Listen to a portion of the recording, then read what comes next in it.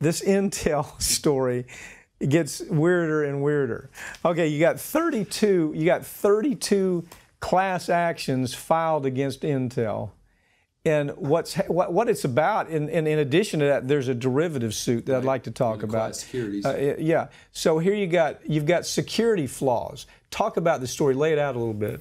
The security flaws are in the chips, which is in every computer known to mankind. I mean, I don't care what you own, whether it's Intel, Advanced Micro Devices, ARM Holding, every one of those contains these chips. And these chips are a bandwidth or a bridge for hackers to come in and get information out of your computer. So then Intel says, well, I got a fix. So they put a kind of a bandage over the bridge so hackers can get in and steal the information. But that slows down the computer. Well, if you just spent a couple grand on a computer, is it significant? Oh yeah, it's slow. It slows the whole thing down enough to warrant 32 suits. So you buy a computer, it slows it down. You have people getting their information hacked, and so you have, as you mentioned, you have 32 lawsuits that fit into 3 categories. So one is I bought my computer, and it's significantly slower with the fix than what was advertised. I didn't get what you sold me. That's one. Number 2 is the derivative suit, which the derivative suit is the company essentially suing the officers and directors. Right. So it's a derivative with the company or stockholders suing the officers or directors for making terrible business decisions. And the third one is a security suit, what I love, which means that they knew about it, the company knew about it, didn't disclose it, so people that bought stock paid inflated. But here's what I love. The CEO, I'm not going to pronounce his last name correctly, Brian Krzanich. He sold 889,000 shares on November as part of his plan. He made $39 million from selling his securities while he knows this is all underway. Yeah, he knew as of July 27th, months before. So here, big Brian Krzanich, he says, wow, I got to keep this quiet.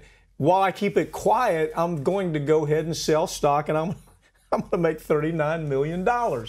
Well, okay, who got hit? To understand, you handle derivative suits, you've handled them for years. A derivative suit is when the shareholder says that the conduct of management is so bad or it's so corrupt. You've ruined the value of my stock, right? Okay. So so this guy knows that his stock is going to tank if he doesn't secretly go do this as quickly as he can, and if this information gets out, then he's not going to make $39 million. This whole compensation system is what's wrong with Wall Street and corporate America. We pay our CEOs, in large part, most of their compensation comes from options and stocks, which means I'm going to give you stock that you can execute and buy a year or 2 down the line. And the thought is, their goal is aligned with the company, get the stock price up. Well, what it really ends up is, at any means possible, drive the stock price up as much as humanly possible.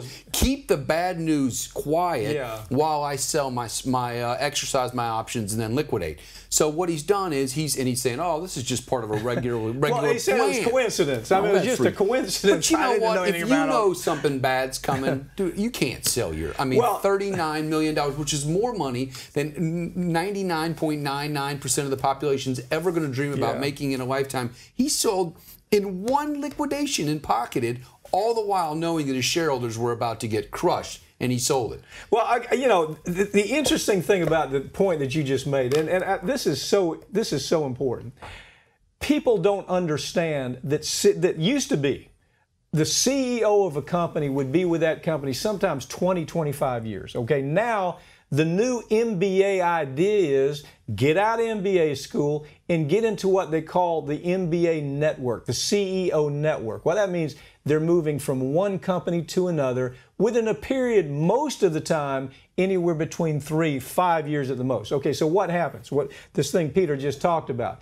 They build in this process. Now, let's talk about a drug company, for example.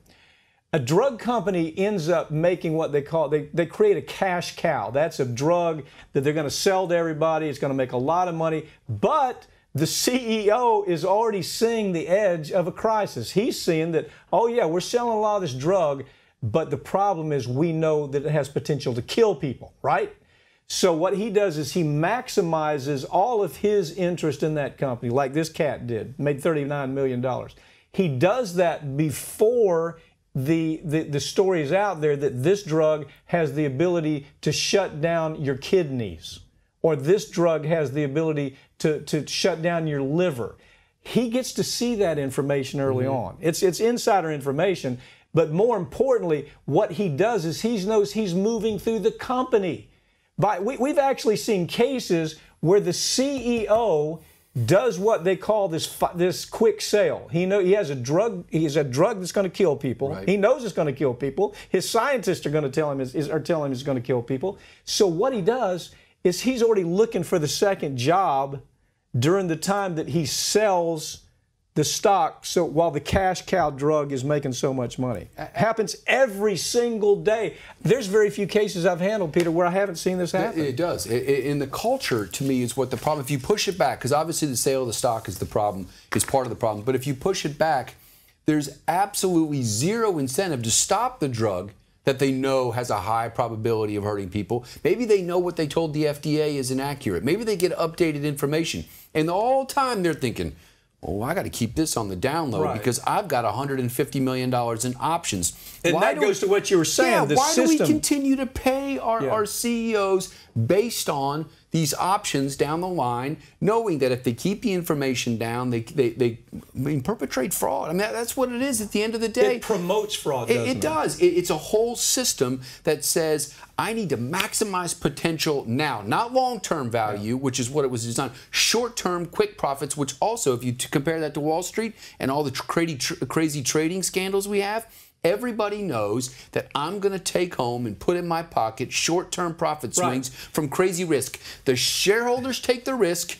I get the reward. They even have a term for it, and the term is big risk, quick profits. Absolutely. I mean, we actually see it in memos where there's dialogue going between management and the CEO and say, well, you know, to make big profits, we got to take some quick risks sometimes. And of course, then they pass it on. Then they pass it on to the shareholders. Yeah.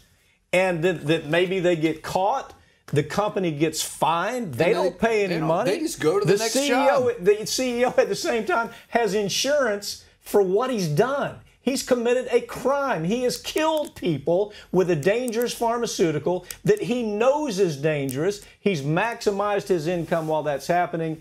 And he's out of the way. He's moved on to he's moved from Pfizer to Merck, or from Merck to Eli Lilly. They're always moving. And if you take a look at it, you'll be amazed at how ugly this process is. Your storyline that you've been beating this drum for a long time. If you would just hold one or two of these guys accountable, put a few people doing the perp walk, they're thinking twice. Put handcuffs on these freaks. Just once or twice, and you would see an end to this. But instead, you see this pattern repeated over and over and over in all kinds of different industries.